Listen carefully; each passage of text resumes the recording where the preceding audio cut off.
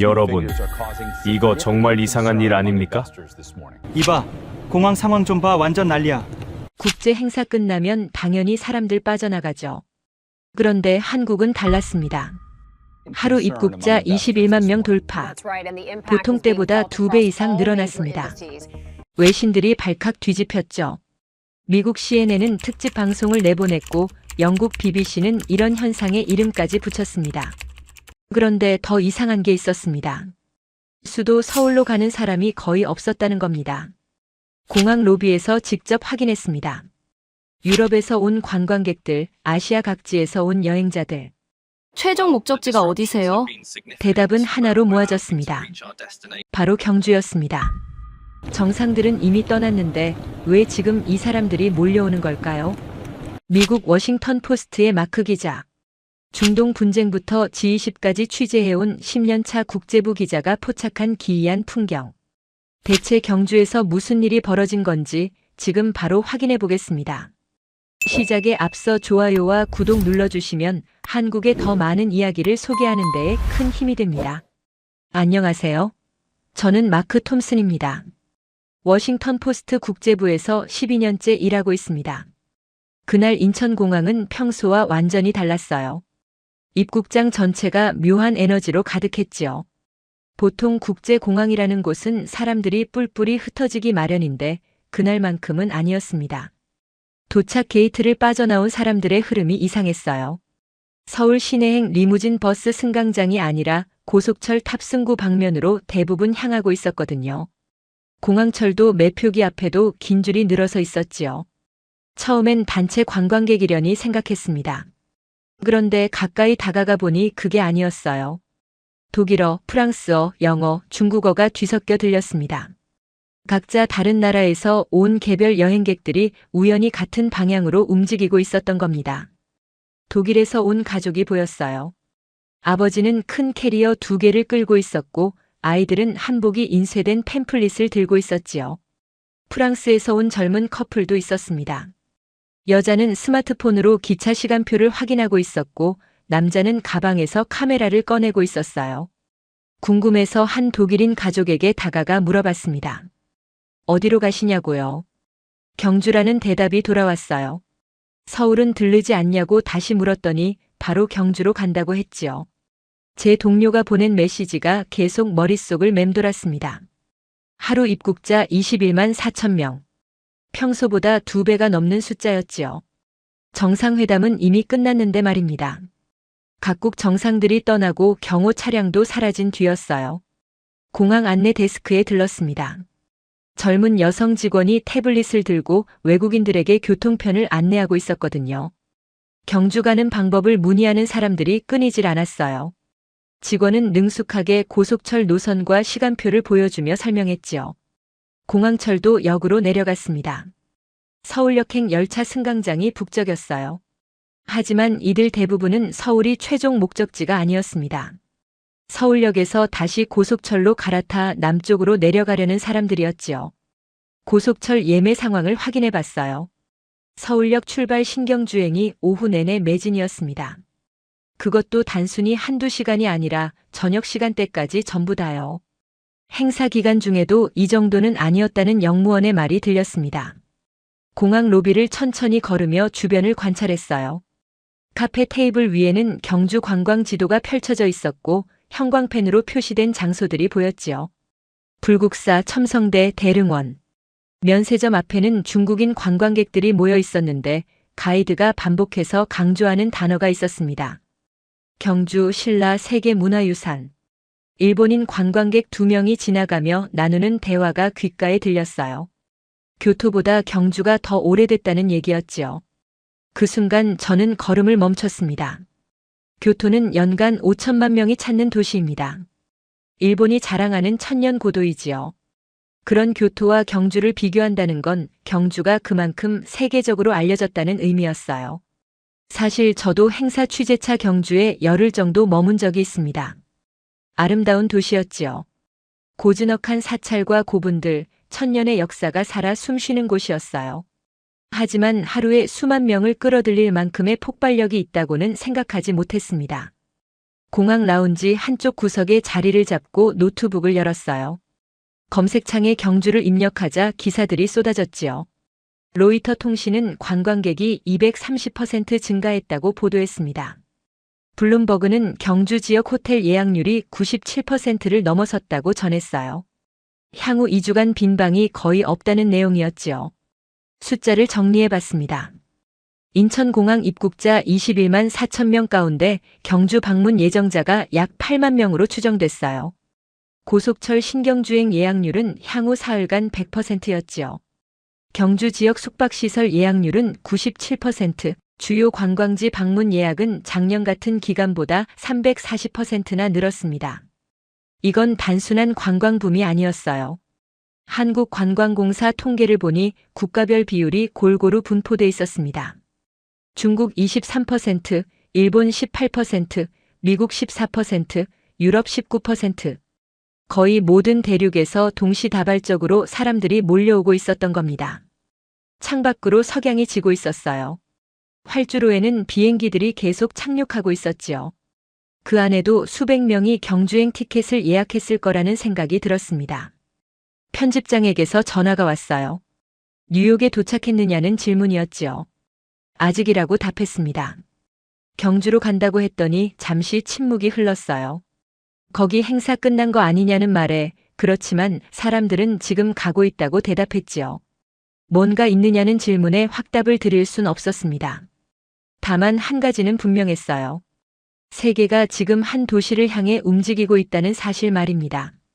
저는 공항철도 매표기 앞에 서서 다음날 오전 첫 열차를 예약했습니다. 12년간의 취재 경험이 말하고 있었거든요. 이건 그냥 관광이 아니라고요. 무언가 더 큰 이야기가 숨어 있다고 말이지요. 다음날 아침 일찍 서울역에 도착했습니다. 플랫폼은 이미 사람들로 가득했어요. 대부분 큰 캐리어를 끌고 있었는데 한국인보다 외국인이 훨씬 많아 보였지요. 2호차 14번 창가 자리에 앉았습니다. 열차가 출발하기 전 주변을 둘러봤어요.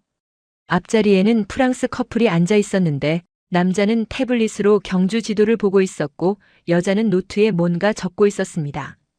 뒷자리에서는 중국어가 들렸어요. 통로 건너편에는 어제 공항에서 봤던 그 독일 가족이 앉아 있었지요. 객차를 천천히 훑어봤습니다. 80% 이상이 외국인이었어요. 짐칸에는 대형 캐리어들이 빼곡하게 쌓여 있었지요. 마치 국제선 비행기 안 같은 분위기였습니다. 열차가 움직이기 시작했어요. 서울을 벗어나자 차창 밖으로 들판이 펼쳐졌습니다. 노트북을 꺼내 어젯밤 정리한 자료를 다시 살펴봤어요. 경주는 인구 25만 명의 소도시입니다. 서울 한 개 구 정도의 규모지요. 관광지로는 유명하지만 국제적 인지도는 그리 높지 않았어요. 작년 외국인 관광객 수가 연간 120만 명, 하루 평균으로 따지면 3천 명 정도였습니다. 그런데 지금은 하루 8만 명이 몰리고 있었어요. 25배나 늘어난 겁니다. 도시 인구보다 관광객이 더 많아진 상황이었지요. 이건 단순한 증가가 아니었습니다. 폭발적 변화였어요.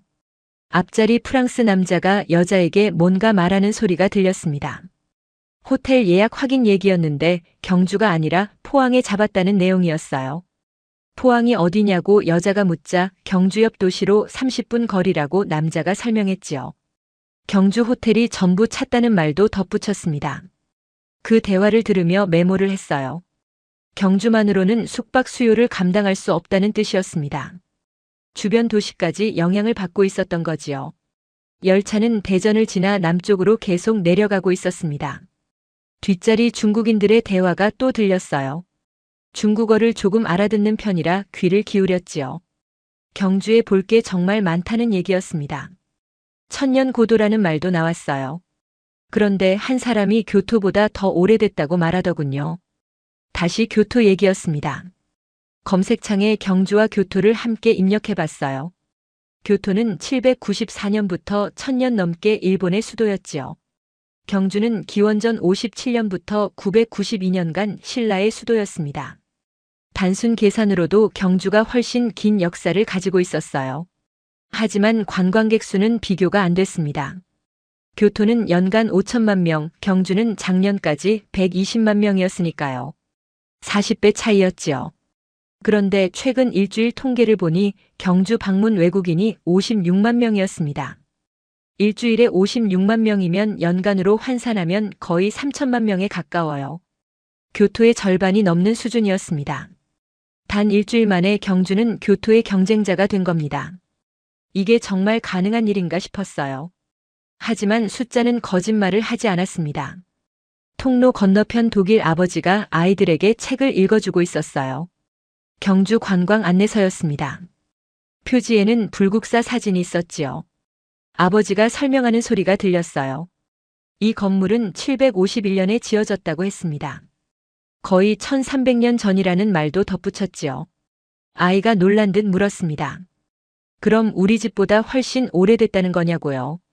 아버지가 웃으며 대답했어요. 우리 집은 50년밖에 안 됐지만 이 건물은 그보다 훨씬 더 오래됐다고 말입니다. 유럽인들에게도 1300년은 경외감을 불러일으키는 숫자였어요. 그들도 오랜 역사를 가진 대륙에 살고 있지만 그 정도 세월을 견딘 건축물은 흔치 않으니까요. 열차는 동대구를 지나고 있었습니다. 검색을 계속했어요. 정상회담 당시 각국 정상들이 방문한 장소들이 기사로 나왔습니다. 불국사, 첨성대, 동궁과 월지. 폐막만찬은 대릉원 옆 특설 무대에서 열렸다고 했어요. 각국 정상들이 한복을 입고 사진을 찍었다는 내용도 있었지요. 그 사진들이 전 세계 언론에 실렸습니다. 미국 방송, 영국 방송, 프랑스 방송, 중동 방송. 모든 매체가 같은 장면을 보도했어요. 석양 아래 고분과 한복 입은 정상들의 모습이었지요. 그때 깨달았습니다. 정상회담은 단순한 외교 행사가 아니었어요. 전 세계를 향한 경주의 광고였던 겁니다. 그리고 그 광고는 놀라울 정도로 효과적이었지요. 안내방송이 나왔습니다. 곧 신경주역에 도착한다는 내용이었어요. 사람들이 짐을 챙기기 시작했습니다. 프랑스 커플도 중국인들도 독일 가족도 모두 일어섰지요. 열차가 속도를 줄이며 역으로 들어섰습니다. 창밖으로 신경주역 건물이 보였어요. 생각보다 현대적이고 깔끔한 외관이었습니다. 열차가 완전히 멈췄어요. 문이 열리자 사람들이 일제히 내리기 시작했습니다. 플랫폼은 순식간에 사람들로 가득 찼지요. 저도 천천히 내렸습니다. 그리고 눈앞에 펼쳐진 광경을 봤어요. 역 광장에 줄지어 서 있는 수십 대의 버스들. 최소 30대는 넘어 보였습니다. 역 광장에서 본 광경은 충격적이었습니다. 이건 즉흥적인 대응이 아니었어요. 완벽하게 계획된 시스템이었지요. 한 안내원이 확성기로 말하고 있었습니다. 불국사 방문하실 분들은 1번부터 10번 버스로, 첨성대는 11번부터 20번 버스로 탑승하라는 안내였어요.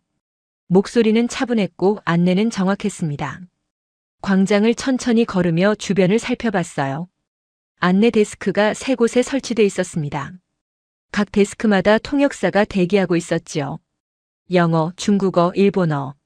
화장실 입구에는 다국어 표지판이 붙어 있었고 대기실에는 무료 와이파이 안내문이 보였습니다. 심지어 기도실 표시도 있었어요. 이런 준비가 하루 이틀 만에 가능한 게 아니었습니다. 최소 몇 달은 걸렸을 거예요. 어쩌면 더 오래전부터 준비했을지도 모르지요. 불국사행 버스에 올랐습니다. 좌석에 앉자마자 안내방송이 나왔어요. 환영한다는 인사말과 함께 불국사까지 20분 소요된다는 내용이었습니다. 차내에서 경주 소개 영상을 상영한다는 말도 덧붙였지요. 모니터가 켜졌습니다. 영상이 시작됐어요. 신라 천년의 수도 경주 유네스코 세계문화유산. 그리고 마지막 자막이 인상적이었습니다. 세계가 주목한 도시 경주에 오신 것을 환영합니다. 창밖을 봤어요. 버스는 경주 시내로 들어가고 있었습니다. 거리는 깨끗했고 가로수는 잘 정돈돼 있었어요. 그리고 곳곳에 보였습니다. 다국어 표지판, 관광 안내소, 화장실 표시. 모든 게 외국인 관광객을 위해 준비돼 있었지요. 메모를 했습니다. 경주는 오래전부터 준비하고 있었다고요. 20분 후 버스가 멈췄습니다. 불국사 입구였어요. 내리자마자 놀랐습니다. 주차장이 가득 찼거든요. 버스만 50대는 넘어 보였습니다. 그리고 수천 명의 사람들이 입구로 향하고 있었어요. 천천히 걸어 매표소 쪽으로 갔습니다. 줄이 길게 늘어서 있었지요. 하지만 이상한 점이 있었어요. 줄이 생각보다 빠르게 움직이고 있었거든요. 가까이 다가가 보니 이유를 알 수 있었습니다. 매표소가 아니었어요. 자동 발권기였지요. 10대가 나란히 설치돼 있었고 각 기계마다 언어 선택 버튼이 있었습니다.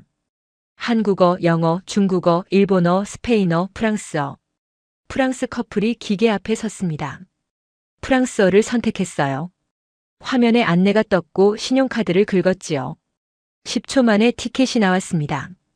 저도 표를 뽑았어요. 영어 화면을 선택하고 성인 1인권을 눌렀습니다. 5,000원이라는 금액이 표시됐지요. 카드를 대고 결제했어요. 15초 만에 모든 게 끝났습니다. 입구로 들어갔습니다. 그리고 숨이 멎을 것 같은 광경을 봤어요. 돌계단 위로 펼쳐진 불국사. 청운교와 백운교 그 위에 자아문. 햇빛이 기와 지붕에 반사되며 은은하게 빛나고 있었습니다. 사람들이 감탄사를 터뜨렸어요. 독일 아이가 아버지에게 말했습니다. 여기 정말 예쁘다고요. 저도 인정하지 않을 수 없었습니다. 아름다웠어요. 하지만 제가 더 놀란 건 따로 있었습니다. 이렇게 많은 사람이 있는데도 혼란스럽지 않았다는 거예요. 경로가 명확하게 표시돼 있었거든요. 바닥에 화살표가 그려져 있었고 중간중간 안내판이 서 있었습니다. 한글, 영어, 중국어, 일본어로 쓰여 있었지요. 청운교를 천천히 올라갔습니다. 계단 옆에 안내원이 서 있었어요.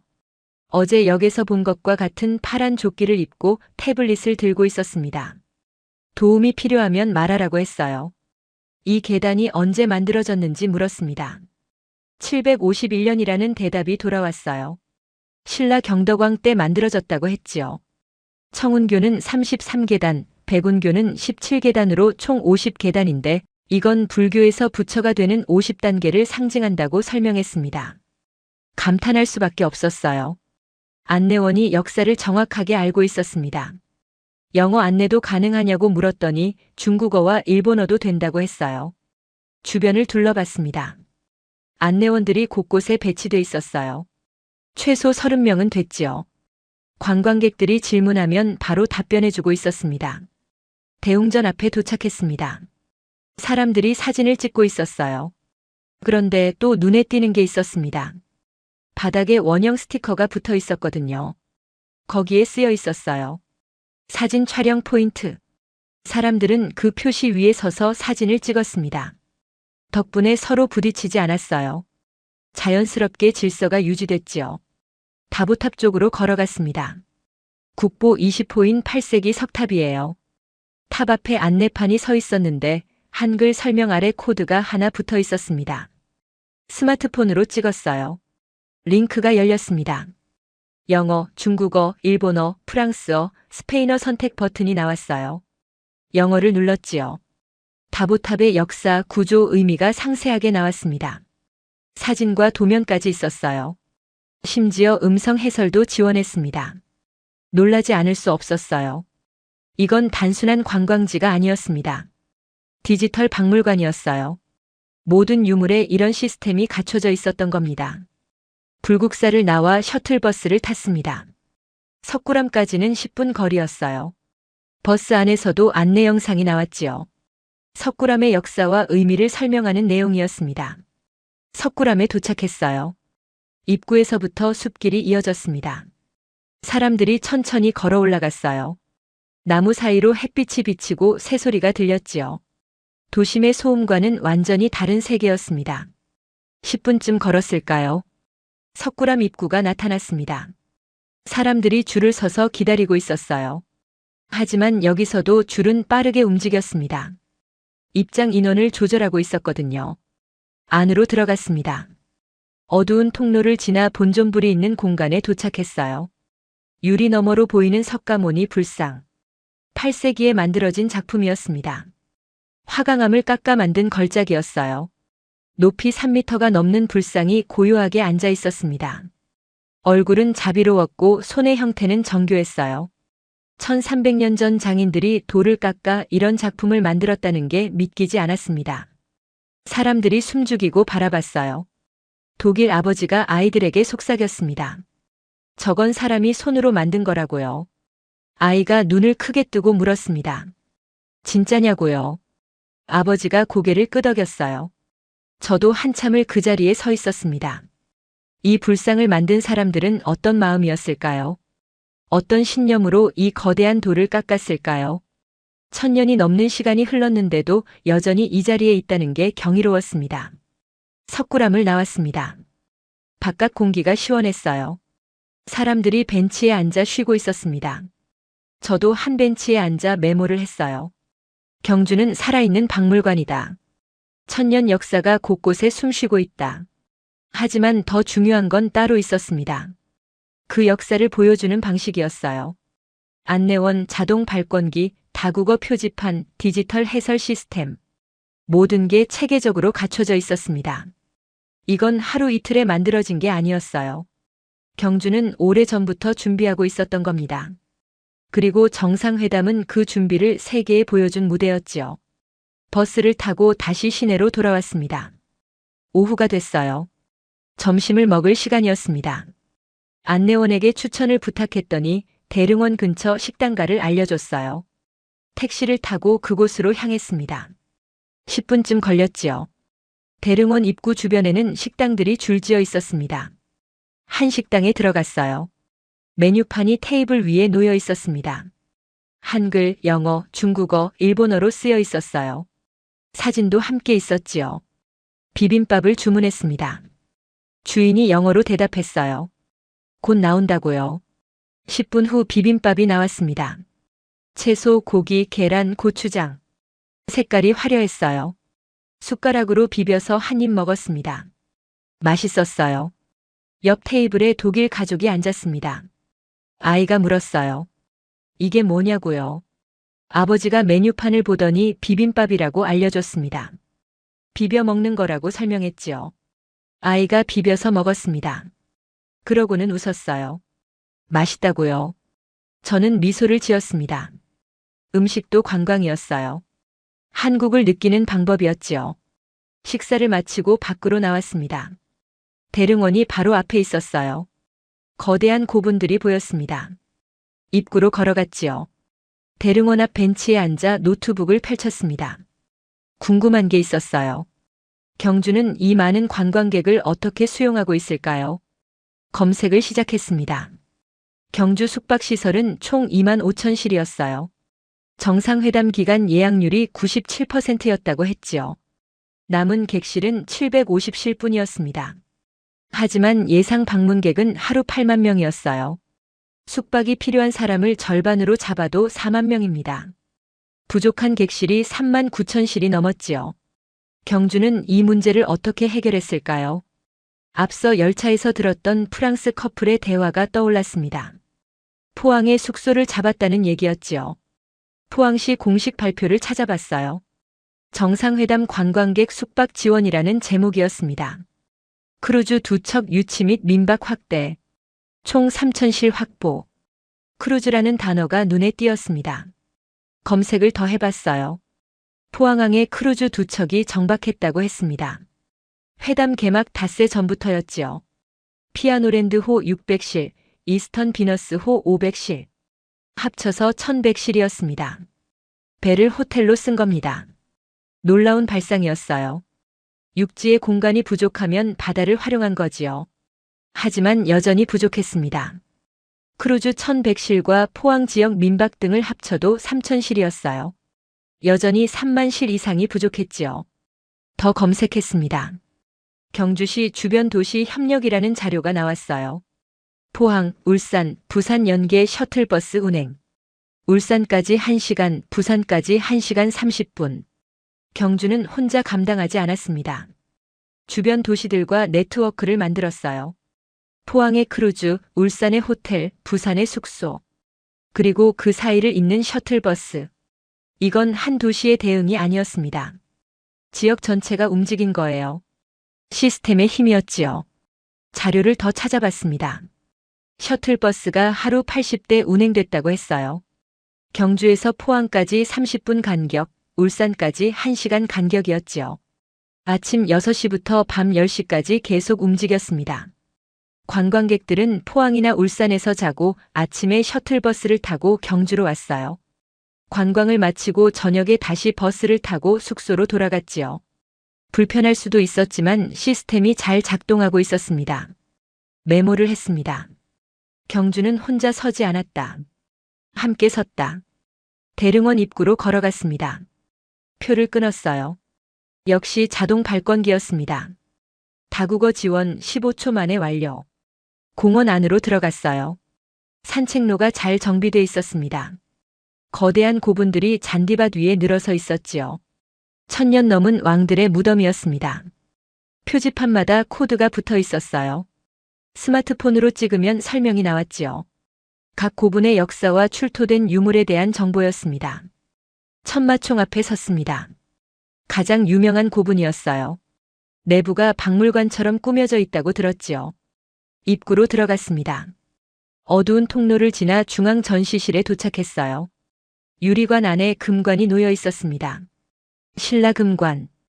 5세기 작품이었지요. 금판을 오려 만든 정교한 왕관이었습니다. 사람들이 감탄했어요. 중국인 관광객이 친구에게 물었습니다. 이게 진짜냐고요? 안내원이 대답했습니다. 복제품이라고요. 진품은 국립중앙박물관에 있다고 했지요. 하지만 완벽한 복제라 구조를 이해하는 데는 충분하다고 덧붙였습니다. 현명한 방법이었어요. 진품을 보호하면서도 관광객에게 보여줄 수 있었으니까요. 천마총을 나와 다른 고분들을 둘러봤습니다. 미추왕릉, 황남대총. 각각의 고분마다 이야기가 있었어요. 안내판과 디지털 해설이 그 이야기를 전해주고 있었습니다. 해가 기울고 있었습니다. 저녁 시간이 다가왔어요. 황리단길로 향했습니다. 경주의 핫플레이스라고 들었거든요. 황리단길은 전통 한옥과 현대식 카페가 어우러진 거리였어요. 석양 무렵이라 그런지 분위기가 더 좋았지요. 거리는 사람들로 붐볐습니다. 대부분 외국인 관광객이었어요.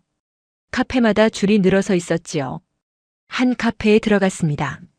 한옥을 개조한 곳이었어요. 전통 기와 지붕 아래 통유리창이 있었습니다. 안에서는 커피 내리는 소리가 들렸어요. 아메리카노를 주문했지요. 직원이 영어로 따뜻한 걸로 드릴까 물었습니다.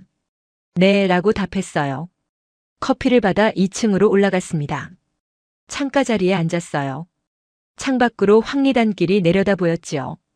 노트북을 펼쳤습니다. 이제 정리할 시간이었어요. 지난 이틀 동안 본 것들. 공항, 고속철, 신경주역, 불국사, 석굴암, 대릉원. 모든 곳에서 같은 걸 봤습니다. 시스템. 하지만 시스템만으론 부족했어요. 시스템을 움직이는 건 사람이었습니다. 안내원들, 식당 직원들, 버스 기사들. 이들이 진짜 주인공이었지요. 옆 테이블에 한국인 여성이 앉았습니다. 40대쯤 보였어요. 파란 조끼를 입고 있었지요. 관광 안내원이었습니다. 말을 걸었습니다. 인터뷰가 가능하냐고요. 여성이 흔쾌히 응했어요. 이름은 김미현이라고 했습니다. 안내원으로 일한 지 얼마나 됐는지 물었어요. 6개월 됐다고 했습니다. 올해 5월부터 시작했다고요. 경주시에서 관광 안내원을 모집했고 6개월 교육을 받았다고 했지요. 어떤 교육이었는지 물었습니다. 영어 회화, 경주 역사, 관광 안내 실습이었대요. 주 5일 하루 4시간씩 배웠다고 했습니다. 힘들지 않았냐고 물었어요. 힘들었지만 보람 있다고 했습니다. 외국인들이 경주를 좋아하는 모습을 보면 뿌듯하다고요. 지금 하루에 몇 명이나 안내하는지 물었습니다. 보통 10명에서 100명 정도라고 했어요. 요즘은 더 많다고 덧붙였지요. 하루 100명이라는 말에 놀랐습니다. 쉬는 시간을 물었어요. 점심시간 1시간뿐이라고 했습니다. 아침 7시부터 저녁 6시까지 일한다고요. 회담 끝나고 2주째 매일 이렇게 일한다고 했지요. 힘드시겠다고 말했습니다. 괜찮다고 했어요. 이럴 때 아니면 언제 이렇게 많은 외국인을 만나겠냐며 웃었습니다. 가장 기억에 남는 순간이 있냐고 물었어요. 잠시 생각하더니 대답했습니다. 어제 프랑스 할머니 한 분이 첨성대를 보고 왔다고요. 너무 아름답다고 1400년 전 건물이 아직도 서 있다는 게 믿기지 않는다고 했대요. 그래서요? 라고 물었습니다. 제 손을 잡고 말씀하셨대요. 고맙다고 이런 걸 보여줘서. 그녀의 목소리가 약간 떨렸습니다. 그때 느꼈대요. 제가 하는 일이 의미 있구나 라고요. 경주가 자랑스러운지 물었습니다. 정말 자랑스럽다고 했어요. 어렸을 때는 경주가 지루했대요. 늙은 도시라고 생각했다고 하더군요. 근데 지금은 다르다고 했습니다. 경주가 세계의 중심이 됐다고요. 그 말이 인상 깊었습니다. 세계의 중심. 과장이 아니었어요. 지금 경주에는 전 세계에서 사람들이 모여들고 있었으니까요. 카페를 나와 거리를 걸었습니다. 저녁 무렵이었어요. 노을이 기와 지붕을 물들이고 있었지요. 한 식당 앞에서 멈췄습니다. 주인이 밖에서 손님을 맞이하고 있었어요. 60대쯤 보이는 남성이었지요. 잠깐 여쭤봐도 되냐고 물었습니다. 뭐냐고 되물었어요. 요즘 손님 많으시냐고 물었습니다. 엄청나다고 했어요. 하루 종일 만석이라고요. 회담 전과 비교하면 10배는 많다고 했습니다. 예전엔 저녁에만 손님이 왔는데 지금은 아침부터 밤까지라고 하더군요. 힘드시겠다고 말했습니다. 힘들지만 행복하다고 했어요. 왜냐고 물었더니 우리 음식을 세계 사람들이 먹는다고 했습니다. 맛있다고 하면 뿌듯하다고요. 어제 독일 손님이 그랬대요. 인생 최고의 불고기였다고요. 자랑스럽냐고 물었습니다. 그럼요 라고 했어요. 경주 사람으로 태어난 게 자랑스럽다고 했지요. 감사 인사를 하고 걸었습니다. 해가 지고 있었어요. 거리에 가로등이 켜졌지요. 경주의 성공은 시스템만이 아니었습니다. 사람이었어요. 이들이 경주를 움직이고 있었습니다. 저녁을 먹고 숙소로 돌아왔습니다. 경주 시내의 작은 게스트하우스였어요. 회담 한참 전에 예약해둔 곳이었지요. 운이 좋았다고 생각했습니다. 지금은 경주에 빈 방이 거의 없었으니까요. 방에 들어가 노트북을 켰습니다. 자료를 더 찾아봤어요. 경주시가 어떻게 이 모든 걸 준비했는지 알고 싶었거든요. 경주시 예산 관련 자료가 나왔습니다. 관광부문 예산이 작년보다 40% 증가했다고 했어요. 돈만 투입한 게 아니었습니다. 사람도 키웠지요. 관광 안내원 교육 프로그램 자료를 찾았습니다. 6개월 과정이었어요. 영어, 중국어, 일본어 필수. 경주 역사 전문 강의. 총 300명 배출. 오늘 만난 김미현 안내원이 바로 그 프로그램 출신이었던 겁니다. 경주시는 6개월 전부터, 아니 어쩌면 그보다 훨씬 전부터 준비하고 있었어요. 숫자를 정리해 봤습니다. 다국어 안내판 800개, 자동 발권기 50대, 디지털 해설 시스템 1200곳, 셔틀버스 80대, 안내원 300명, 크루즈 객실 1100실.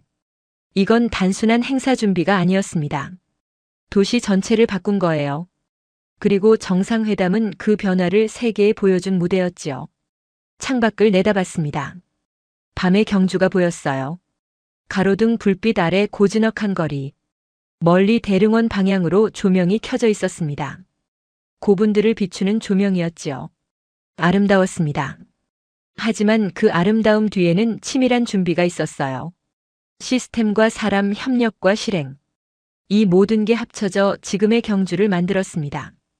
다음 날 아침 일찍 일어났습니다. 마지막으로 가볼 곳이 있었거든요. 첨성대였습니다. 택시를 타고 첨성대로 향했어요. 아침 햇살을 받은 첨성대가 보였습니다. 국보 31호. 7세기 천문대. 돌로 쌓아 올린 9m 높이의 구조물이었지요. 관광객들이 벌써 모여 있었습니다. 안내원도 있었어요. 설명을 하고 있었지요. 첨성대는 신라 선덕 여왕 때 만들어졌다고 했습니다. 동아시아에서 가장 오래된 천문대로 알려져 있다고요. 프랑스 여성이 물었습니다. 여왕이 만들었냐고요. 그렇다고 안내원이 답했어요. 신라는 3명의 여왕이 다스린 나라라고 덧붙였습니다. 프랑스 여성이 감탄했어요. 대단하다고 말했지요. 저도 동의했습니다. 7세기의 여왕. 유럽보다 훨씬 앞선 시대였으니까요. 서울로 돌아가는 고속철을 탔습니다. 창밖으로 경주가 멀어지고 있었어요. 불국사, 첨성대, 대릉원. 지난 사흘간 본 모든 것들이 스쳐 지나갔습니다. 노트북을 펼쳤습니다. 기사를 쓸 시간이었어요. 제목부터 고민했지요. 여러 안을 생각했습니다. 그리고 결정했어요. 경주 천년의 도시가 세계의 중심이 되다. 첫 문장을 적었습니다. 21만 명이 움직였다. 정상회담이 끝난 뒤에 마지막 문장도 미리 생각해뒀어요. 이건 한 도시의 성공이 아니다. 한국이 세계에 보여준 가능성이다. 타이핑을 시작했습니다. 공항에서 본 광경, 열차 안의 외국인들, 신경주역의 시스템, 불국사의 아름다움, 석굴암의 감동, 대릉원의 역사, 황리단길의 활기, 그리고 사람들. 김미현 안내원의 이야기를 썼습니다. 프랑스 할머니가 손을 잡고 고맙다고 했다는 이야기. 식당 주인의 자부심. 경주 사람으로 태어난 게 자랑스럽다던 그 말. 정상회담은 시작점이었다고 썼습니다. 경주는 그 전부터 준비하고 있었다고요.